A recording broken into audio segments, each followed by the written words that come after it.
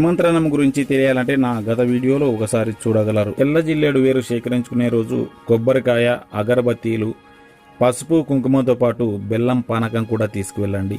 వక్రతుండ మహాకాయ సూర్యకోటి సమప్రభ నిర్విఘ్నం కురుమే దేవ సర్వకార్యేసు సర్వదా సర్వవిఘ్నహరం దేవం సర్వవిఘ్న వివర్జితం సర్వసిద్ధి ప్రదాతారం వందేహం గణనాయకం.